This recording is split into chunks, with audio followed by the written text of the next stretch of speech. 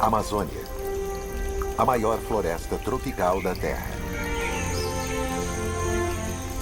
Ela é o lar de uma em cada 10 de todas as espécies do planeta.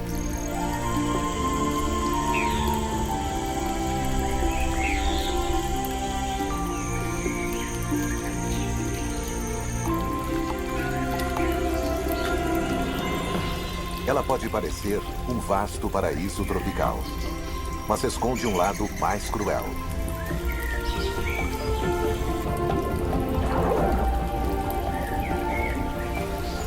Nesta paisagem, há a mesma quantidade de água quanto de floresta.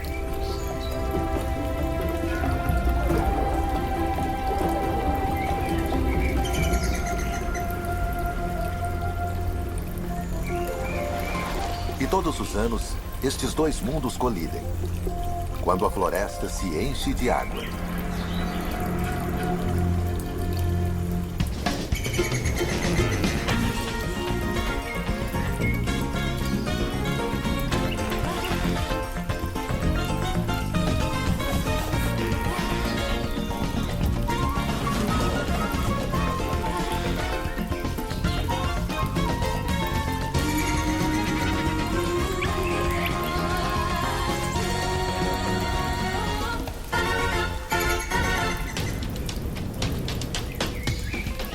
Brasil Selvagem.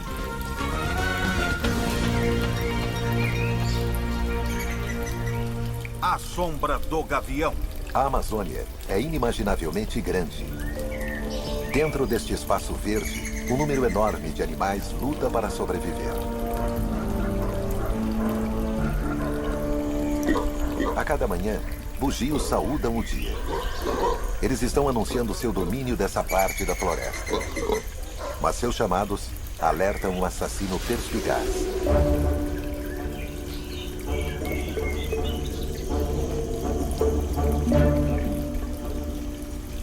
A arpia é a ave de capina mais poderosa do mundo, capaz de carregar um bugio em suas garras.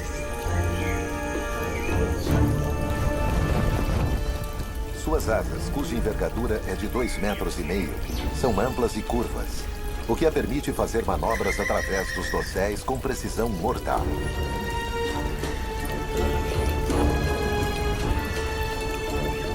As pernas da arpia podem chegar a ter a espessura de punhos humanos e ela tem as maiores garras entre todas as aves de capina.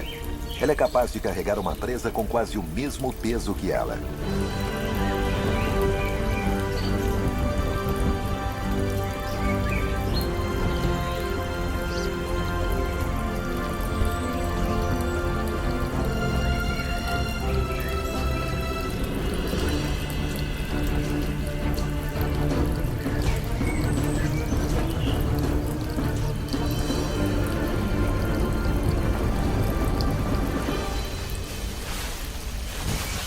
Mas dessa vez, o objetivo da arpia era somente um galho.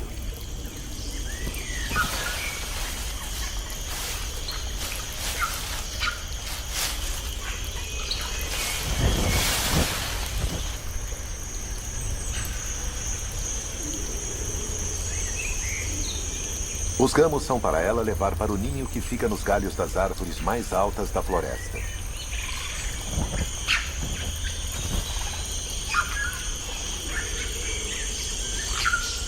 Mas esses ramos verdes talvez não sejam utilizados na construção ou embelezamento do ninho. As folhas de muitas das plantas desta floresta contêm substâncias químicas, venenos, para evitar que os animais as comam. E essas folhas podem agir como repelentes contra insetos. A ave talvez esteja usando armas químicas.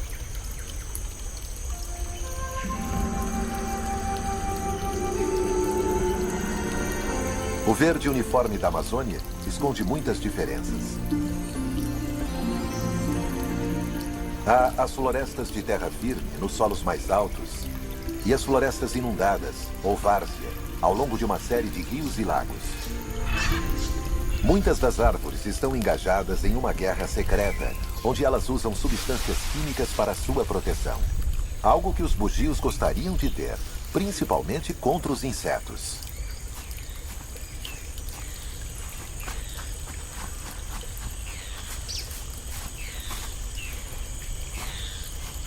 Quando não estão se coçando, os macacos fornecem um serviço às árvores. As figueiras oferecem frutos nutritivos e macios com sementes pequenas.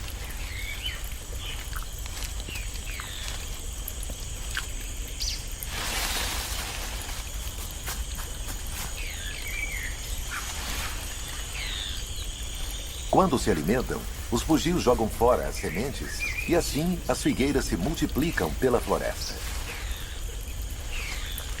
Na guerra invisível, as árvores lutam para manter suas folhas, muitas usando venenos para evitar que os animais as comam, mas ao mesmo tempo incentivando as criaturas a comerem seus frutos.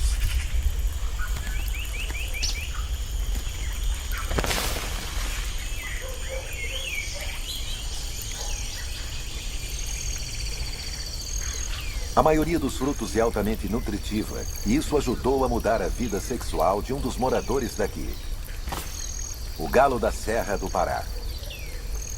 Todas as manhãs, depois de se fartar rapidamente de frutas, os fabulosamente coloridos machos se reúnem em uma área de exibição comunal.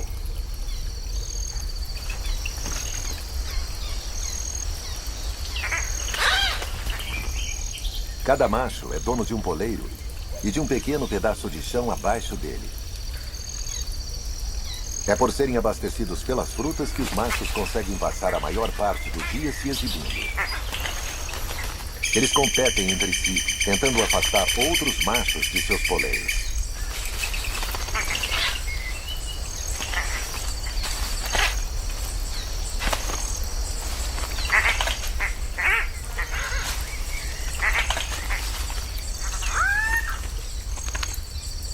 A chegada de uma fêmea unicolor faz os machos descerem, cada um para sua área individual. Curiosamente, eles agora pararam de emitir sons e mal se movem.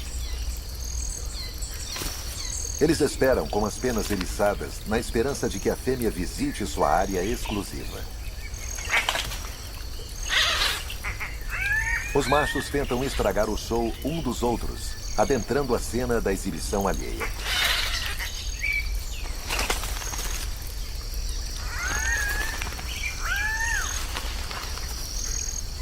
A fêmea observa e avalia a qualidade do que os machos têm a oferecer. Eles usam faixas iluminadas pelo sol para salientar seu esplendor.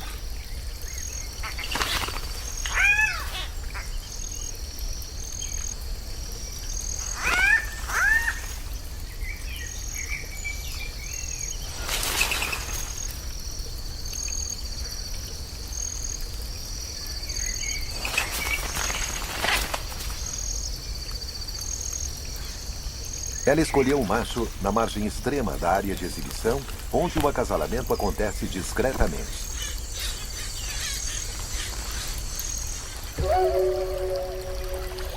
As árvores oferecem frutos comestíveis como uma recompensa aos animais que espalham suas sementes, mas muitas se defendem com um escudo químico para evitar que suas folhas sejam comidas.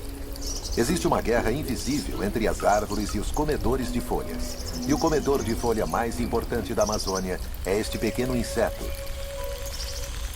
a formiga cortadeira. Suas mandíbulas vibram milhares de vezes por segundo à medida que ela corta as folhas. As folhas cortadas não são comidas pelas operárias. Em vez disso, elas as levam de volta para o ninho.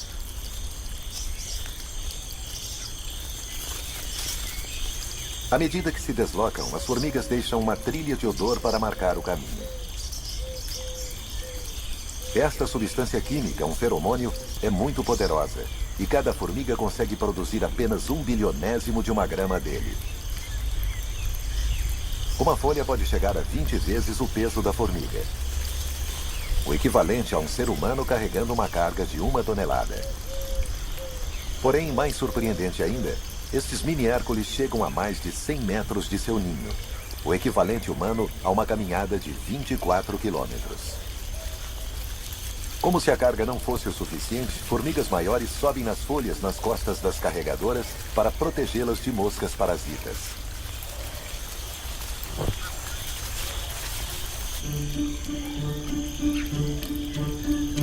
O ninho subterrâneo é enorme e pode abrigar cerca de 8 milhões de indivíduos.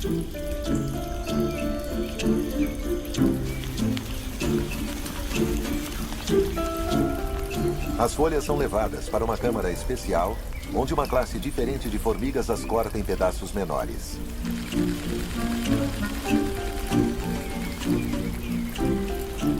O objetivo de toda essa indústria é alimentar um fungo. As formigas são fazendeiras e as menores operárias cuidam dos jardins de fungos. Este é o alimento da colônia.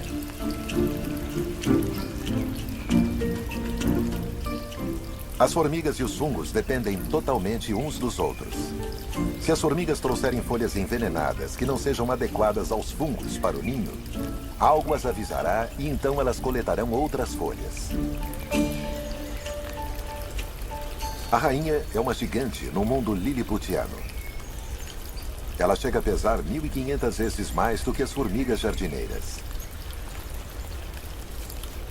Apenas ela produz os ovos que se transformarão nos muitos tipos de operárias.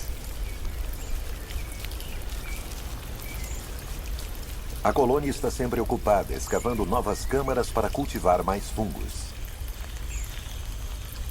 O espólio é levado para fora e excluído.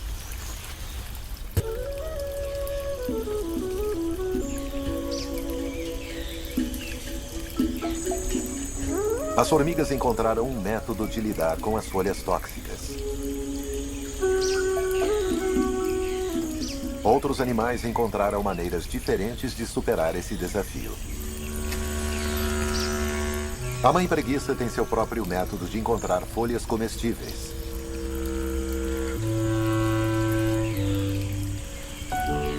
Bem devagar.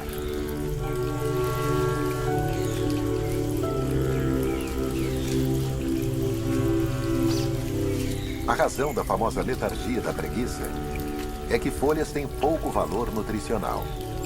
Então, a preguiça economiza energia com um metabolismo muito lento.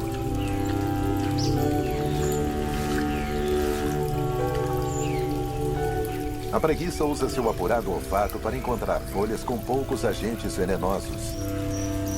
E o filhote aprende com a mãe. O movimento denuncia a presa ao predador.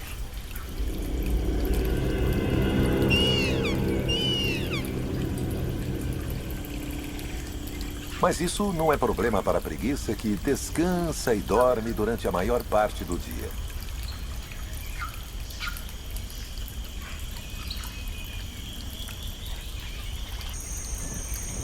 A agitação no ninho. O filhote da águia nasceu. A mãe fará a maior parte das tarefas do ninho, abrigando o filhote do feroz sol tropical.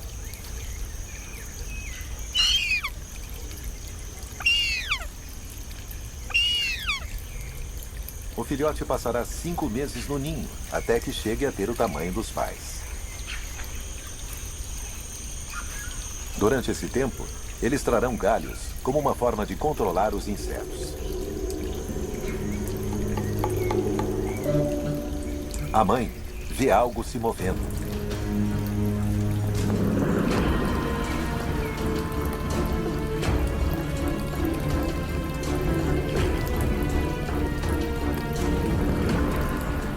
Não é a preguiça, é um bugio.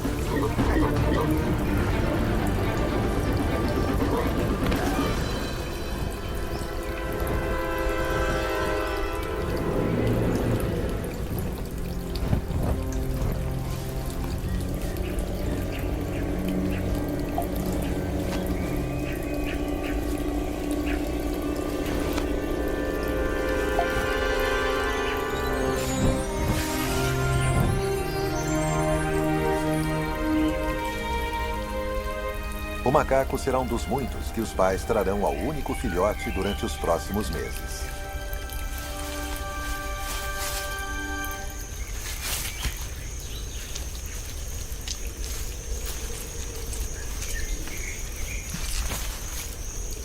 Apenas as maiores árvores na floresta conseguem suportar o enorme ninho da arpia. E uma das favoritas dessa ave é a castanheira. é um gigante da floresta e seus frutos também são enormes. Eles chegam a pesar 2 quilos.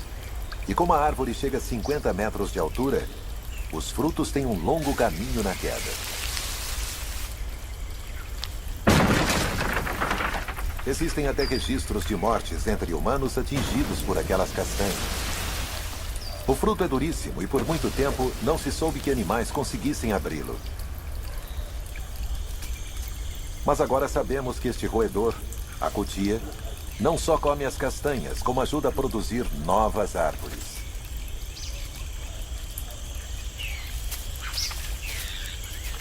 Os incisivos afiados da cutia e suas poderosas mandíbulas rasgam o invólucro. Mas é preciso muita paciência e vigor antes que o roedor chegue às castanhas.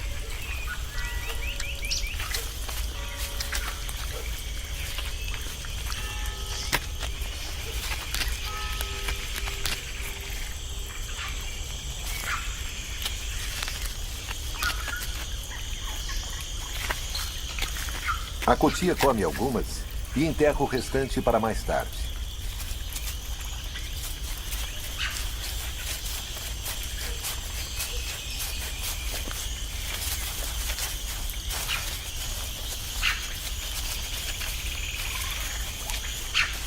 Para a sorte da castanheira, o animal não lembra onde está seu tesouro enterrado.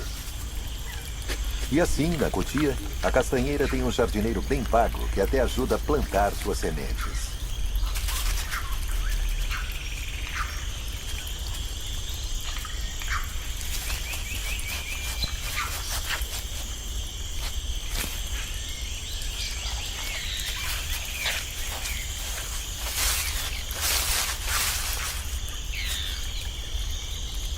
As sementes ficam dormentes por mais de 1 ano antes de germinarem.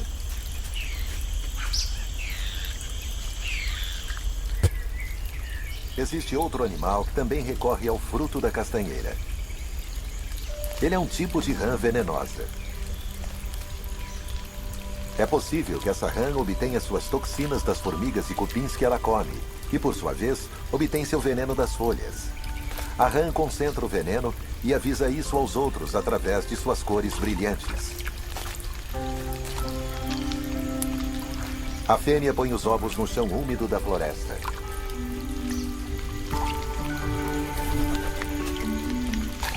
O macho toma conta e os mantém limpos.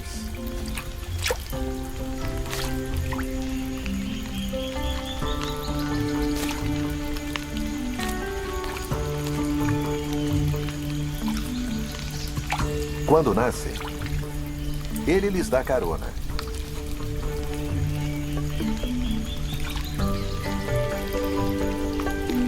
Os girinos aderem ao muco das costas do pai. O pai carrega os filhotes um a um até a casca vazia da castanha.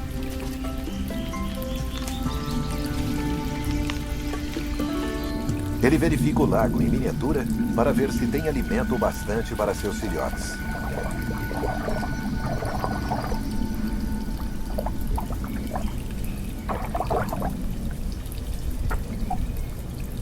Em alguns meses, as jovens rãs venenosas sairão da segurança de seu berçário na casca da castanha.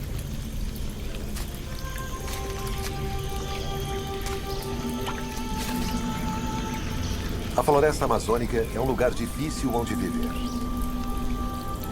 Não é um paraíso, pois está repleto de plantas venenosas e desagradáveis que seus habitantes precisam enfrentar. Os bugios precisam descansar e dormir durante horas, enquanto digerem as folhas que comeram.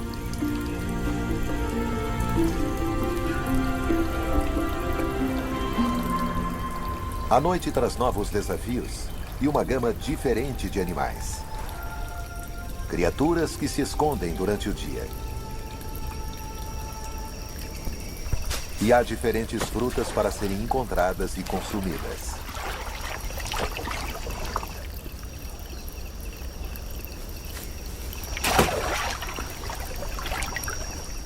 A cuíca se prepara para a noite.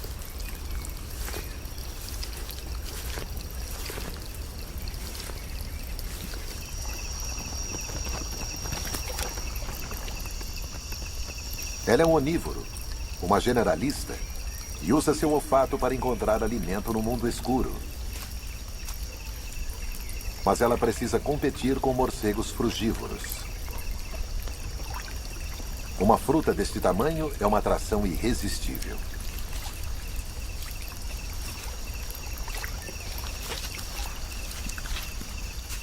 A cuíca precisa agir rápido se quiser afastar os morcegos famintos. Eles estão concentrados em se alimentar, mas precisam ter cuidado com a cuíca.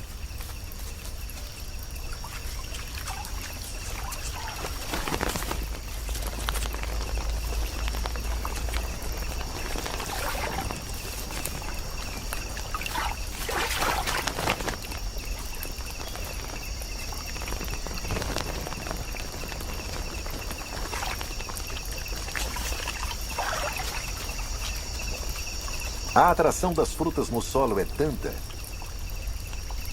que quando a cuíca vai embora, os morcegos retornam.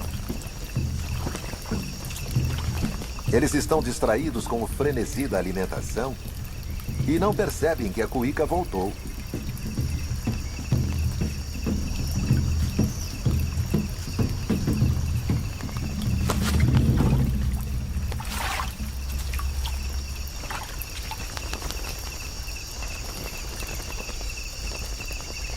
A Amazônia é um mundo onde muita coisa fica escondida, onde as árvores oferecem frutos enquanto defendem suas folhas. Um mundo de venenos, onde plantas e animais lutam em uma guerra invisível. Mas tanto para as plantas quanto para os animais, há um desafio enorme. O clima.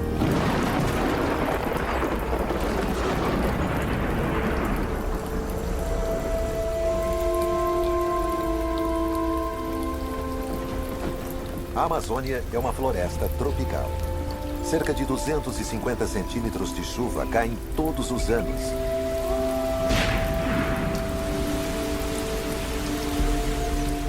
E a maior parte na estação das chuvas. As árvores e suas folhas têm um papel crucial no clima, pois metade da chuva que cai vem da própria floresta. As folhas liberam vapor de água naturalmente e depois forma as nuvens e retorna como chuva. As chuvas são perigosas para o filhote da arpia. Se ele ficar ensopado, poderá se resfriar e morrer. Essas são épocas perigosas para a mais poderosa ave de rapina da Terra.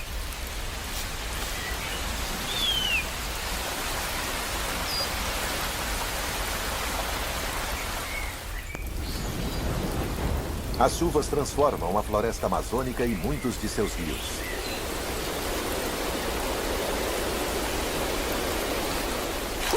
A água aumenta o volume dos rios que agora começam a penetrar na floresta. As tempestades são tão intensas que a floresta se torna um mundo anfíbio. Na metade do caminho entre o ar e a água. As formigas cortadeiras estão com problemas. Suas trilhas de feromônios estão desaparecendo. E as coisas estão prestes a piorar.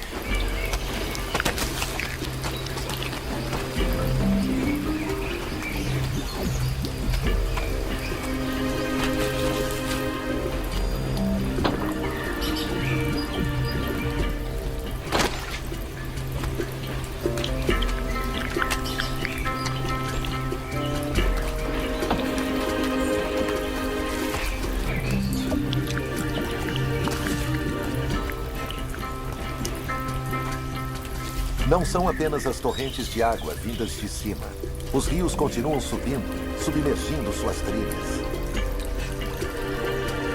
As formigas, as maiores consumidoras de folhas da floresta, estão encharcadas pela estação das chuvas. À medida que a água sobe, ela se espalha dentro da floresta e cria alguns dos habitats mais exclusivos do mundo. As várzeas e igapós, florestas inundadas sazonalmente.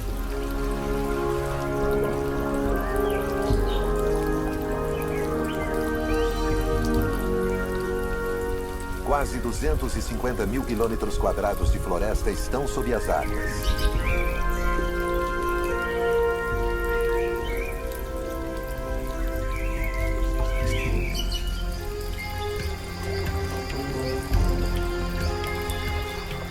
A transformação é total.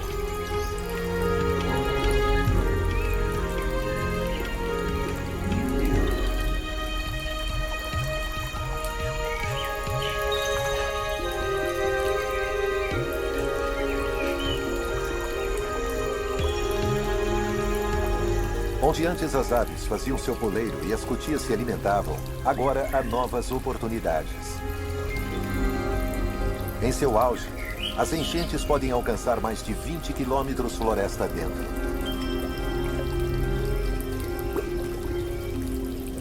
A água está verde, cheia de plâncton microscópico que alimenta cardumes de pequenos peixes à medida que eles se movem por entre a floresta inundada.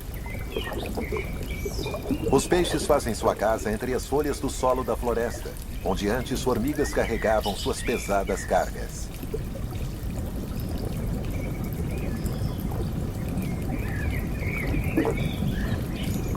Este macho da espécie Rivulus é atraído por uma fêmea. Ela é maior e envia fortes sinais sedutores.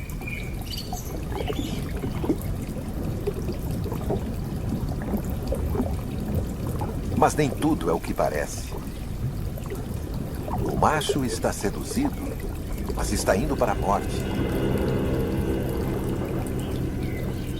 A fêmea não é da sua, mas de outra espécie, a Erythrinus.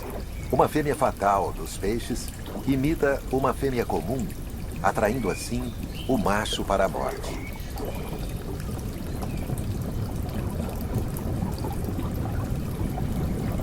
À medida que o nível da água sobe dentro da floresta, predadores maiores se movem com ele. A mata-mata fica na linha de frente à medida que a enchente avança por entre as árvores.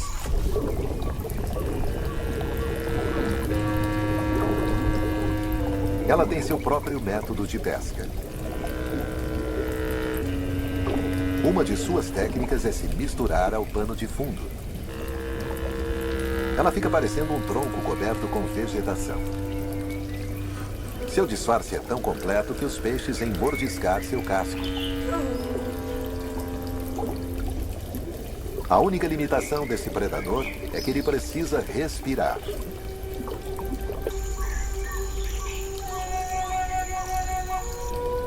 Isso restringe a mata-mata às margens mais rasas da enchente invasora.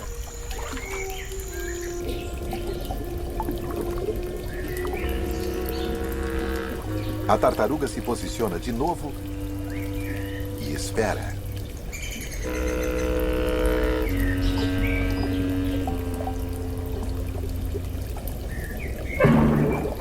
E depois explode em movimento.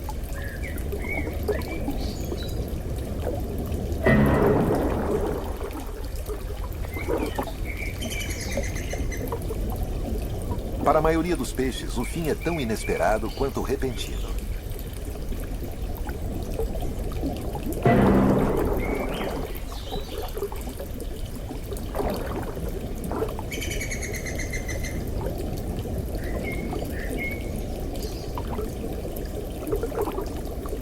O nome brasileiro, mata-mata, pode se referir à habilidade da tartaruga de matar.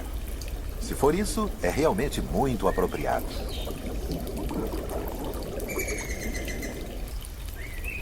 À medida que a água enche a floresta, ela causa problemas para alguns de seus habitantes mais lentos.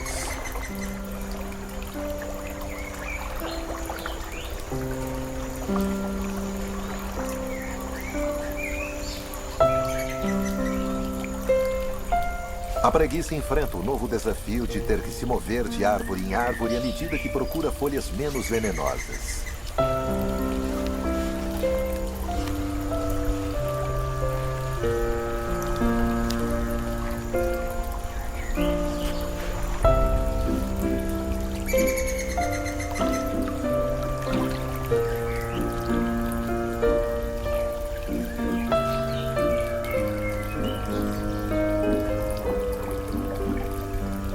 Ela é uma nadadora surpreendentemente habilidosa, o que é muito bom.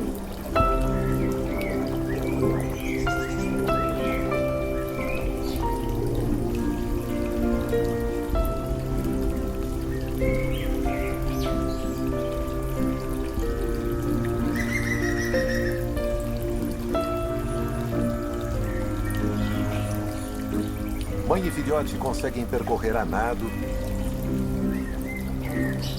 muito devagar, as curtas distâncias entre as árvores.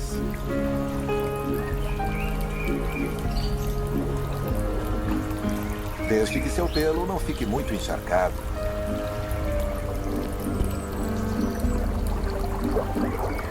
Curiosamente, o pelo molhado da preguiça pode ser uma bênção disfarçada, pois incentiva as algas verdes a crescerem, o que proporciona uma espécie de camuflagem.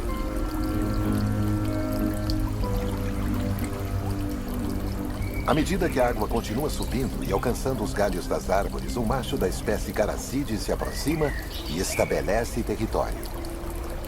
E logo atrai uma fêmea.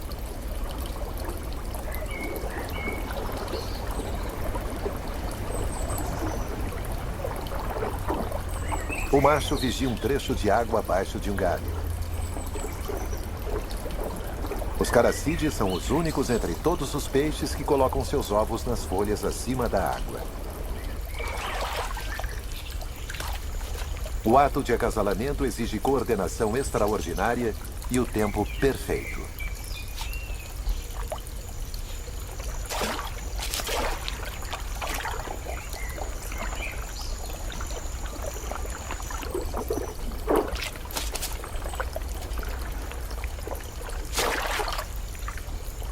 A razão para toda essa precisão é que os ovos do peixe estão mais seguros em uma folha fora da água, longe das bocas famintas. Depois que todos os ovos são posicionados, o macho não só os protege, ele também os mantém úmidos.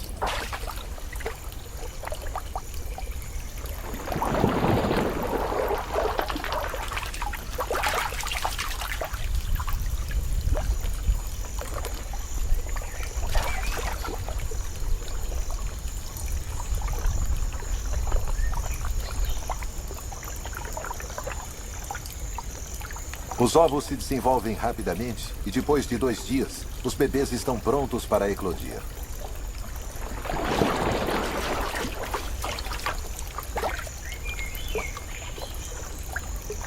Eles caem com segurança nas águas da floresta inundada. A água atingiu sua altura máxima, até 12 metros a mais do que na estação da seca. Mesmo assim, algumas árvores dão frutos nessa época, quando estão cercadas por hectares de água.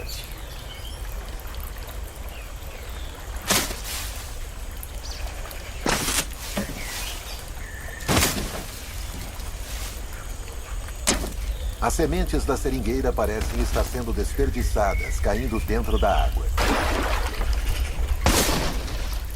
Mas nada poderia estar mais longe da verdade.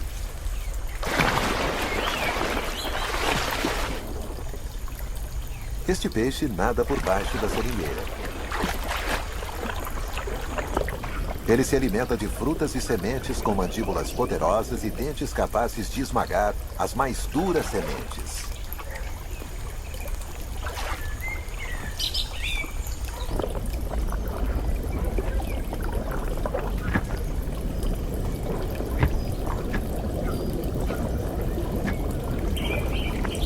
O estranho relacionamento entre peixe e árvore é mutuamente benéfico.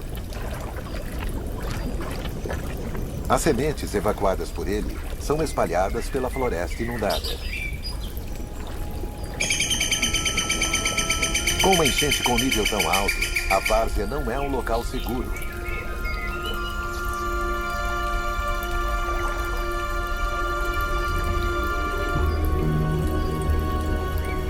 Pois o pirarucu, o maior peixe da Amazônia, espreita nessas águas. Este monstro pode chegar a 3 metros de comprimento. O pirarucu é um gigante estranho. pois ele vem à superfície a cada 10, 15 minutos durante sua caçada.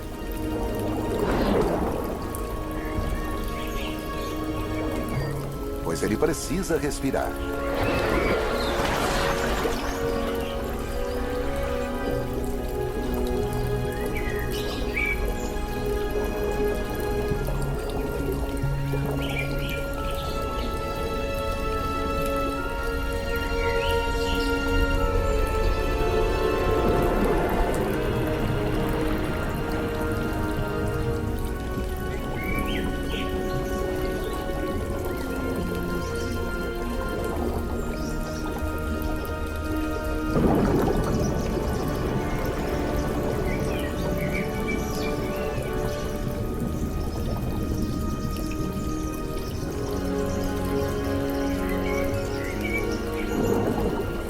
O pirarucu é membro de uma família primitiva de peixes que persegue e aterroriza outros peixes desde a era dos dinossauros.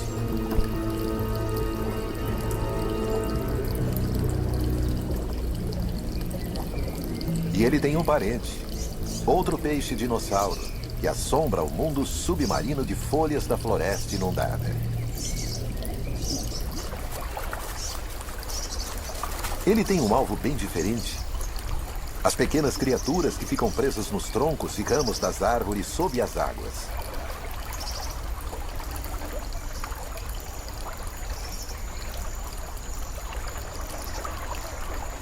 Com 1 metro de comprimento, o aruanã é menor que o pirarucu, mas não menos assustador. A enchente o atrai mais perto do topo das árvores e de suas presas.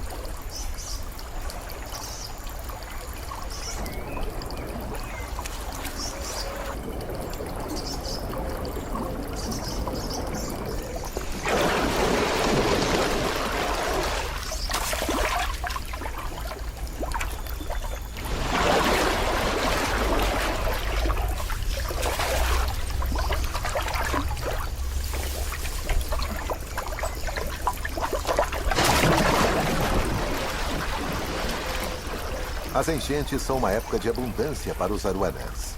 Durante meses, eles terão acesso às árvores.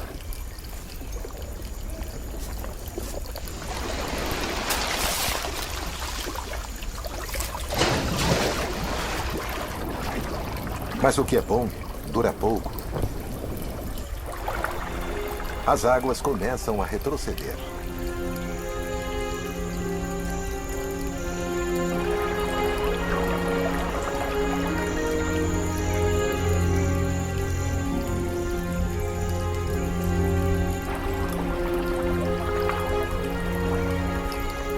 Esta é uma época perigosa para os peixes da floresta. É fácil ficar preso nessas poças, no solo da floresta. Mas nem todos os peixes estão indefesos.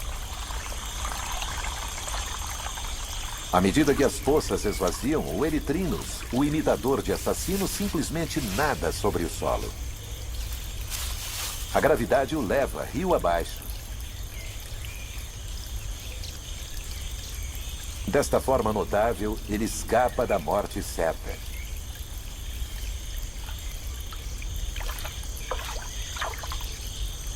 O Rivulus também tem uma estratégia de escape.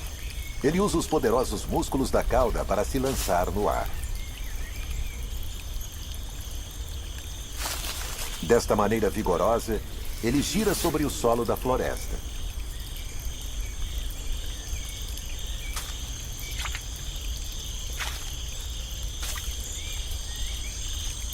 E acaba chegando em águas permanentes.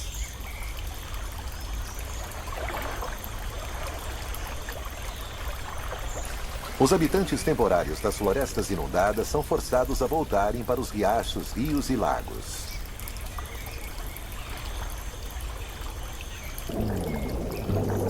O papai pirarucu vigia seus filhotes. Eles nasceram quando as águas estavam altas e cresceram rapidamente na floresta inundada.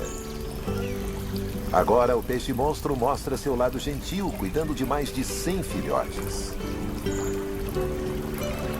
Eles já adquiriram o hábito de respirar E essa habilidade é crucial para filhotes e adultos, pois as águas quentes têm uma quantidade muito baixa de oxigênio.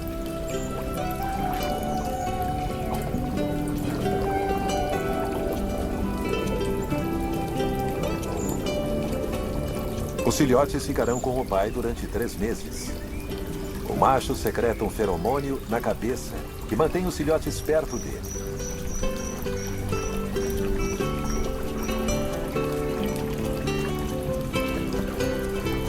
Eles crescerão e chegarão a 1 metro de comprimento quando tiverem 1 ano de idade. Poucos desses filhotes chegarão à fase adulta, mas os que chegarem se tornarão os maiores peixes de água doce da América do Sul e os terrores da floresta inundada.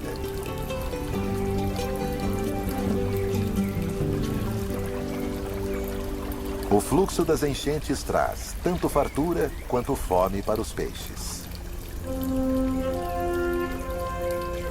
E as estações da seca e das chuvas afetam todas as criaturas da Amazônia.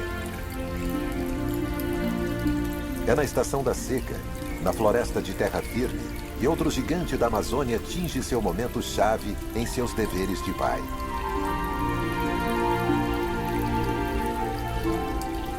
A arpia traz uma refeição para o ninho.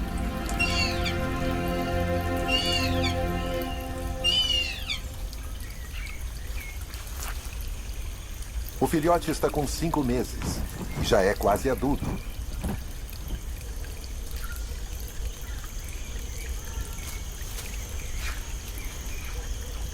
Durante seu longo período no ninho, seus pais lhe trouxeram macacos e preguiças, colocaram folhas para afastar os insetos e o protegeram das chuvas.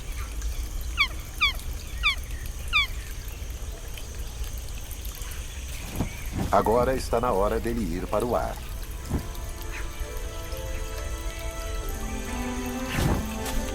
Mas antes, o filhote precisa fortalecer suas asas e músculos.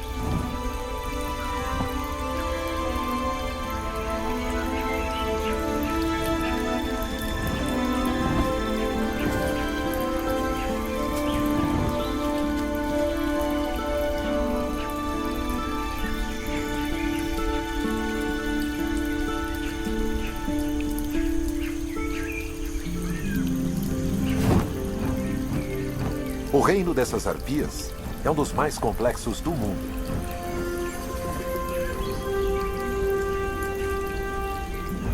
As árvores são a chave para a maioria de seus segredos. Elas guardam suas preciosas folhas com venenos. E essas mesmas folhas liberam vapor d'água, que por sua vez produz as nuvens que alimentam as mais notáveis enchentes da Terra. Versão Marshmallow São Paulo.